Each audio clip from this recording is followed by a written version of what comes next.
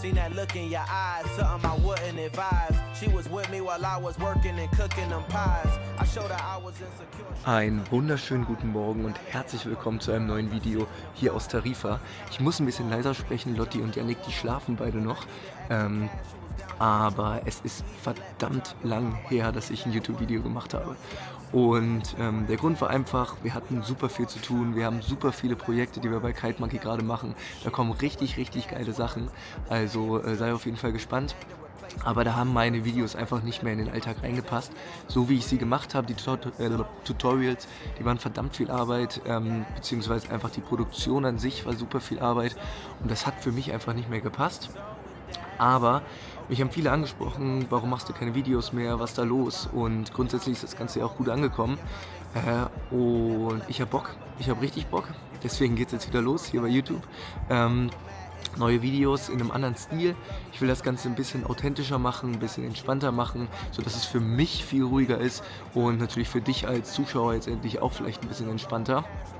Und das Ganze so ein bisschen im Vlog-Style machen. Ich werde natürlich auch normale Tutorials machen, aber gerade diese Vlogs, die sollen so ein bisschen entspannter sein und uns beim Kiten filmen und natürlich nebenbei trotzdem noch einen Mehrwert bieten. Und wir sind aktuell in Tarifa für tatsächlich 2,5 Monate. Wir haben uns hier eine Wohnung geholt für Workation. Wir bereiten hier die Saison vor. Wir erstellen gerade die Website für unsere Kite-Camps, die wir machen. Und es ist ordentlich viel zu tun. Aber heute ist der erste Tag mit Wind. Und was das bedeutet, wir gehen natürlich kiten. Und ich weiß nicht, wenn du schon mal in Tarifa warst, dann weißt du vielleicht, bei Poniente, und wir haben heute Poniente, so 15 auf 23 Knoten, sind die Bedingungen hier in Tarifa echt nicht so geil. Also es ist unglaublich kabbelig, eine große Welle, der Wind ist schräg auflandig und in der Hinsicht vielleicht auch ein bisschen überbewertet tatsächlich der Hauptspot, der Mainspot hier, also der große Strand direkt vor Tarifa. Und da das so kabbelig ist, dachte ich, ich nutze das heutige Video mal dafür, dir die besten 3 Tipps oder meine besten 3 Tipps für Kiten in kabbeligem Wasser und einen guten Absprung in kabbeligem Wasser zu bekommen. Und wir haben auf jeden Fall richtig Bock. Ich denke, es wird 12er Wind und wir schauen mal, wie es wird. Was wird. Genau, und ich wecke jetzt erstmal Lotti, dass die auch mal in den Tag starten kann. Und dann geht es einmal zum Sonnenaufgang an den Strand, einmal spazieren gehen. Und dann starten wir in den Tag. Viel Spaß dabei. I'm so with that but know the sun gon' shine. Said I'm so with that shit. I'm so with that shit.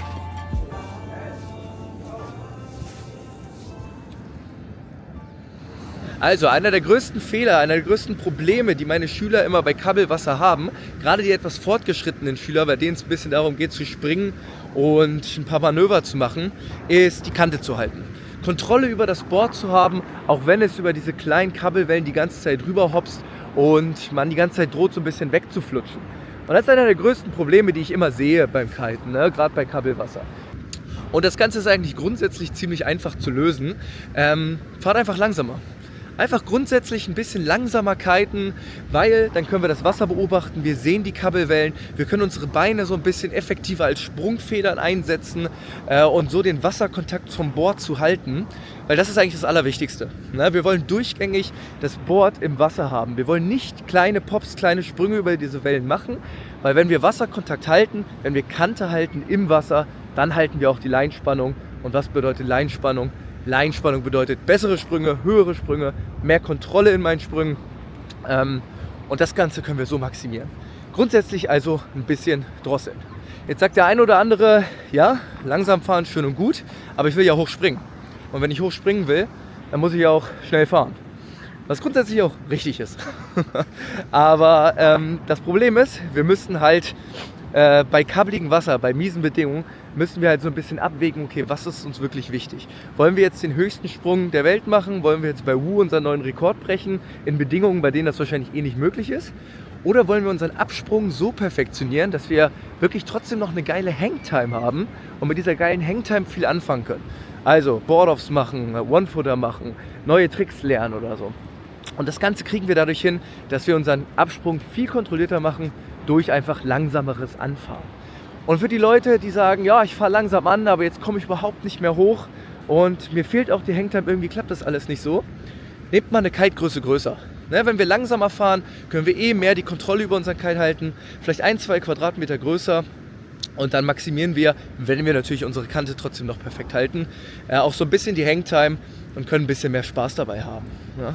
Also grundsätzlich, wenn das Problem ist, man kann die Kante nicht halten, man fliegt über die Kabelwellen, man flutscht mit dem Board weg, erstmal ein bisschen langsamer fahren, die Beine so ein bisschen als Sprungfedern benutzen, um jetzt endlich den Wasserkontakt zu halten, ist der wichtigste Punkt. Und dann vielleicht mal mit größeren Kites experimentieren, um zu gucken, wie das Ganze läuft. Ja? Ich nehme heute auf jeden Fall auch den größten Kite, den ich habe, den 12er, 15 auf 22 Knoten. Man weiß nie so richtig, was hier auch ankommt bei Poniente. Ist aber eigentlich auch egal, das Wetter ist traumhaft, ist richtig schön hier und wir wollen einfach nur eine geile Session haben, eine Warm-Up-Session, wenn der Wind morgen richtig reinknallt. Genau, und da ein bisschen das Kabelwasser, was wir hier haben, bestmöglich nutzen und genau. Jetzt werde ich mir erstmal nochmal einen Laptop setzen, ein bisschen arbeiten, bis der Wind hier richtig reinknallt. Noch ist nichts. Und dann bereiten wir alles vor, gehen aufs Wasser und haben hoffentlich einen richtig, richtig geilen Tag.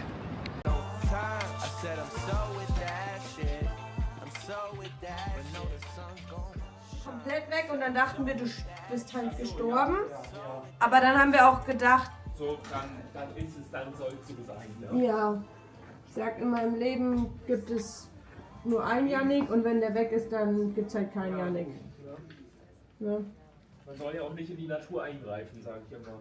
Nee, das ist dann auch natürliche Selektion. Wille, solle, was wolle. Wolle, was solle. Weißt du was? Sehr witzig.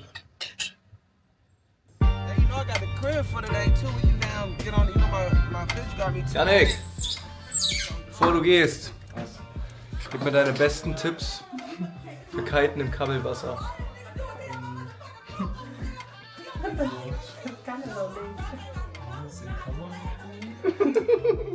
Keine Ahnung, einfach durch da.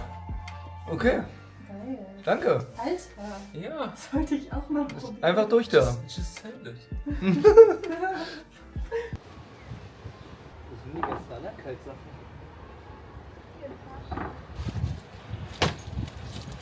Lotti, was ist dein Tipp für Kiten im Kabelwasser? Mein Tipp ist klein machen. Inwiefern klein machen? In die Knie. Also Federn, abfedern. Sehr Kleine gut. Feder. Was wir jetzt noch machen, oder ich jetzt noch mache, ich mache hier an meine Bar wieder 24 Meter ran, weil wenn wir mit 12ern kiten oder mit nicht ganz so viel Druck kiten, machen wir immer 24 Meter dran, weil wir einfach so mehr Hangtime haben und ein bisschen mehr Druck im Schirm haben. Macht mehr Spaß beim 12er. Das mache ich jetzt noch schnell. Yannick ist schon auf dem Wasser, wir gehen auch und hopp, na, ich krieg's nicht hin. Lotti hat schon Bock. So hier. Ciao. So nämlich. Mein zweiter großer Tipp, über den Lotti und ich gerade geredet haben, für Fahren im Kabelwasser, den wir alle drei, Yannick, Lotti und ich, am meisten nutzen. Oh, was mache ich denn hier für eine Scheiße? Jetzt habe ich das Falsche daran gemacht. Den wir am meisten nutzen und der gerade fürs Springen und gerade fürs Tricks machen ganz, ganz wichtig ist, man muss vorausschauend fahren. Man muss sich das Wasser vor sich anschauen, gucken, okay, wie sehen die Wellen aus, welche Welle will ich für meinen Absprung oder mein Manöver nutzen und dann schon so 3-4 Sekunden vorher sehen, okay, die da hinten nehme ich, sich darauf vorbereiten, Wasserkontakt halten, Sprungfeder, Beine, also grundsätzlich das gleiche, was wir vorhin gesagt haben, machen, aber dass man halt sich vorher schon rausguckt, okay, da hinten, die Welle will ich nehmen und sich dann darauf vorzubereiten. Weil ansonsten verkackt man, weil man grundlegend natürlich nicht so viele Möglichkeiten und nicht immer die gleichen Bedingungen hat wie bei glattem Wasser. Deswegen muss man bei Kabelwasser immer so ein bisschen vorausschauend fahren. I'm not angry anymore. Well, sometimes I am. I don't think badly of you. Well, sometimes I do. I'm not angry anymore. I'm not bitter anymore. My syrup is sweet. I get deep down to the core if I'm really happy. I'm not angry anymore. I'm not angry anymore. Well, I'm not angry. I'm not totally angry. I'm not all that angry anymore. I'm not bitter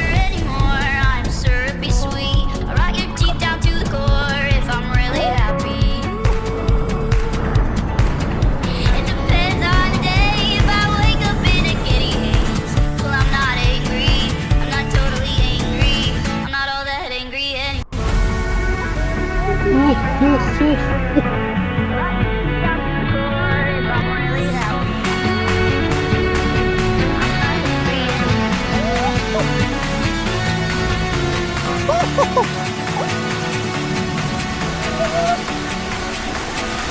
auf zwei, Mann!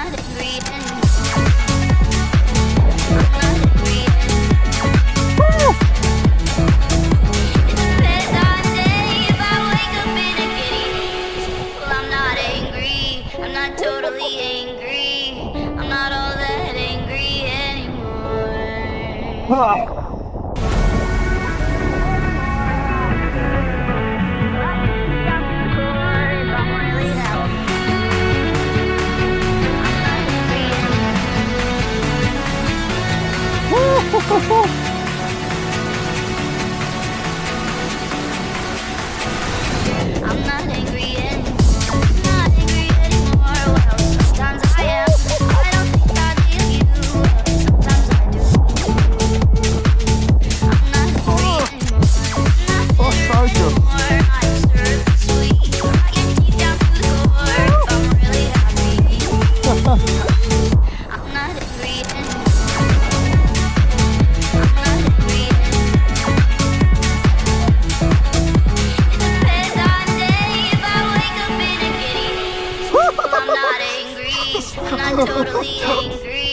I'm not all that angry anymore. Das war mal eine richtig geile Session. Ich glaube, eine bessere erste Session hätte man in Tarifa gar nicht haben können. Es war unglaublich stark. Man hätte das Video eigentlich auch nennen können, wie man völlig überpowered mit dem 12er bei Kalbelwasser fährt, weil wir waren alle völlig überbraten. Aber war unglaublich geil. Ich bin trotzdem angepowert gefahren, weil es hat einfach so viel Bock gemacht. Die Wellen waren echt hoch. Super geiler Absprung vorne im Weißwasser. Man musste immer ein bisschen gucken, dass man nicht aufs Land knallt, wenn man das gemacht hat. Aber hat einfach unglaublich viel Bock gemacht. Und tatsächlich ist mir mein letzter Tipp, den ich dir mitgeben will, auf dem Wasser aufgefallen, als ich heute kiten war. Und zwar wisst ihr ja alle, dass wenn man einen Sprung ansetzen möchte, zum Trick ansetzen möchte, am Ende, wenn man schön angekantet hat, nochmal so einen richtigen Calf-Turn in den Wind machen möchte. Ja? Und dieser Calf-Turn, wenn man spiegelglattes Wasser hat oder eigentlich relativ gute Bedingungen, dann kann man den auch mal so ein bisschen länger ausfallen lassen. Dann kann man eine richtig schöne Kurve in den Wind fahren und mit dieser Kurve maximiert man einfach seine Hangtime. Wenn ihr euch so Instagram-Videos anguckt, von ein, zwei Fahrern, ich weiß gerade gar nicht, wie er heißt, vielleicht verlinke ich ihn einmal, die machen Preload-Pop und dann fahren sie einmal so richtig weit in den Wind rein und können dann wirklich jeden Mist machen, den du machen willst, auf irgendwie 1-2 Metern. Das ist bei Krabbelwasser nicht so wirklich möglich, ne? Weil du hast wirklich nur dieses ganz kleine Zeitfenster, wo dein Kicker, deine Welle ist, die du nutzen willst. Und das musst du nutzen. Das heißt, diesen Calf in den Wind, diesen Calf-Turn, verkürzt den so doll es geht. Ne? Also der muss wirklich ganz klein, ganz scharf, ganz hart sein. Und dann hat man trotzdem einen richtig geilen Absprung, kommt wirklich, wirklich hoch und hat eine gute Zeit auf dem Wasser und in der Luft.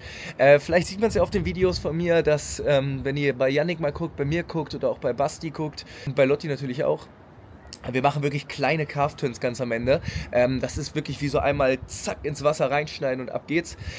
Und nicht dieses entspannte, dieser Flow-Movement, den man macht, wenn man im glatten Wasser einen Sprung macht. Das ist wirklich ein ganzes Stück zackiger. Ne? Also, grundsätzlich nochmal zur Zukunft dieses Kanals. Bei uns gibt es ein paar Neuigkeiten mit Kite Monkey, mit dem, was wir vorhaben, was wir alles machen wollen. Und ich will euch eigentlich auf diesem Weg, den Lotti und ich jetzt sozusagen gehen, mit Kite Monkey will ich euch mitnehmen. Ich will euch so ein bisschen behind the scenes führen. Ich will euch natürlich weiterhin die Tipps geben. Ich will einfach richtig, richtig coolen Content machen und euch zeigen, was wir machen, was wir vorhaben, wie wir die Projekte umsetzen. Und einfach das Ganze eigentlich hier bei YouTube dokumentieren. Und grundlegend kann ich schon mal sagen, wir haben super, super coole Camps geplant dieses Jahr. Wir starten im April jetzt endlich mit dem Seaman Race in Ägypten. Falls ihr das nichts sagt, dann schau mal im Internet nach. Wir machen da ein Camp, da ist eins der größten Festivals der Welt. Alle Marken sind da auf so einer Sandbank mitten in Ägypten im Roten Meer. 100% Windwahrscheinlichkeit, richtig schönes Hotel, ordentlich viel Party, super viel Raum für Netzwerken mit den ganzen Riders und den ganzen Leuten von den Marken. Wenn man noch mal Fragen beantwortet haben will, super, super, super geil.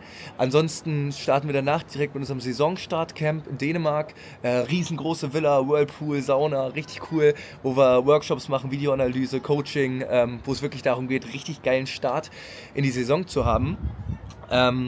Und dann die Saison voll auf Fehmarn, unserer Kiteschule, Wochenend-Kitecamps. Wir wollen Events machen, wir wollen Kite-Festival machen, wir wollen Downwinner mit euch machen oder mit dir machen. Wir haben richtig, richtig cooles Zeug vor. Und wenn du da up-to-date sein möchtest, wenn du da hören möchtest, was wir vorhaben, was wir so machen oder was dir auch vielleicht Nutzen bringen würde, dann packe ich einen Link unten in die Beschreibung. Und zwar kannst du unserer WhatsApp-Community beitreten. Und in der WhatsApp-Community, da posten wir einfach alles, was wir machen. Wir posten da auch Tipps und Tricks zum Kiten. Du kannst da jederzeit deine Fragen stellen zu Material, zu Tricks, was auch immer. Wir sind da immer relativ gut erreichbar und genau, und da posten wir halt als allererstes auch unsere Camps und unsere Reisen, dass die Leute, die bei uns in der Community sind, natürlich auch immer so ein bisschen den Vorteil haben, dass die direkt dabei sind. Grundsätzlich, wenn du erstmal gucken willst, was machen wir für Camps oder was machen wir überhaupt, dann kannst du auf unseren Webseiten nachschauen. Wir haben einmal unsere Kiteschul-Website, das ist kitemonkey.de, und wir haben unsere Campseite, das ist camps.kitemonkey.de, packe ich beides unten rein und da kannst du gucken, was wir alles so vorhaben. Würde mich auf jeden Fall riesig freuen, wenn du dabei wärst oder wenn ihr dabei seid, wenn wir irgendwas Cooles machen. Aber grundsätzlich erstmal bleibt dran hier beim YouTube-Kanal. Wir haben erstmal richtig coole Tage mit richtig viel Wind vor uns. Wir haben coole Sachen, die wir filmen wollen. Wir haben insgesamt einfach ordentlich was vor. Jetzt habe ich eigentlich auch schon genug gelabert. Wir sehen uns. Bis dann.